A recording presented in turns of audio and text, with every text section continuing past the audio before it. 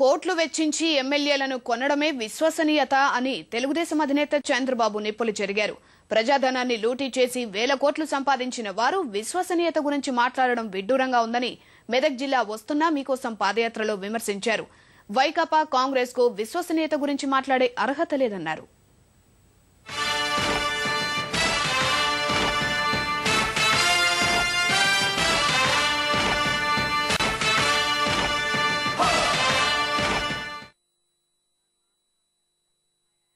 కాంగ్రెస్ అవినీతి వల్లే రాష్ట్ర అభివృద్ధి కుంటుపడిందని తెలుగుదేశం అధినేత చంద్రబాబు ధ్వజమెత్తారు. వైఎస్ అవినీతిపై సోనియా మందలించి ఉంటే ఈ పరిస్థితి ఉండేది కాదన్నారు. సిబిఐ విచారణలోనే 43,000 కోట్లు అక్రమంగా సంపాదించారని తేలిందంటే పరిస్థితి ఏ విధంగా ఉందో అర్థం చేసుకోవాలని ప్రజలను కోరారు. ఒక్కో ఎమ్మెల్యేను 10 నుంచి 20 కోట్లకు కొనుగోలు చేస్తున్న వారు తన విశ్వసనీయత గురించి మాట్లాడతారా అంటూ వైకాపాపై నిప్పులు చెరిగారు. 6 నెలలకోసారి ఫామ్ హౌస్ నుంచి వచ్చి ప్రజలను మభ్యపెట్టాలని చూస్తున్నారని కేసీఆర్ నుద్దేశించి ఘాటుగా వ్యాఖ్యానించారు.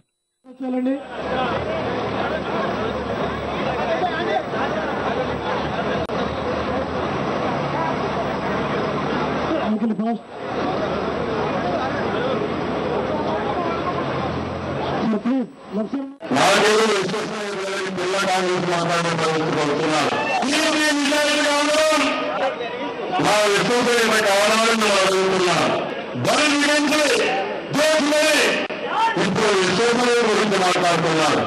ఒక్కొక్క ఎమ్మెల్యేకి 10 కోట్లు 20 కోట్లు డబ్బులు ఇచ్చి పక్షుల కంటే హీనంగా ఉంటున్నారంటే ఏం ఒక్కసారి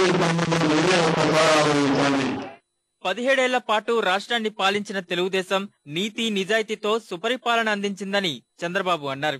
ప్రస్తుత ప్రభుత్వ అస్తవ్యస్త విధానాల వల్లే పంట నష్టపోయిన రైతులు ఆత్మహత్యలు చేసుకుంటున్నారని ఆయన ఆవేదన వ్యక్తం చేశారు.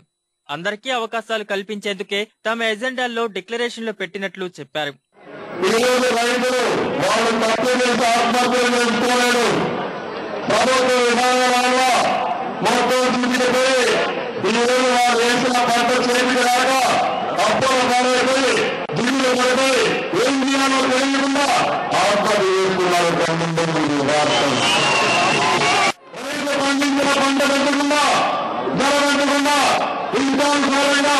ఖర్చులు తెచ్చి ఈ పేద రైతాంగాన్ని అప్పుడు ఊరేగించే పరిస్థితి వచ్చింది.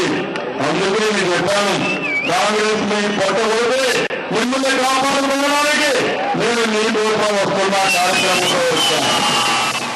మైనార్టీల అభివృద్ధికి కృషి చేయడంతో పాటు 15 అసెంబ్లీ సీట్లు కేటాయిస్తామని చెప్పారు. ప్రభుత్వ ఉద్యోగులకు పీఆర్సీ వేసి న్యాయం చేస్తామని ప్రకటించారు. ఆర్టీసీ కార్మికులకు న్యాయం చేస్తామన్న బాబు నిండు మనసుతో ఆశీర్వదించాలని ప్రజలను కోరారు.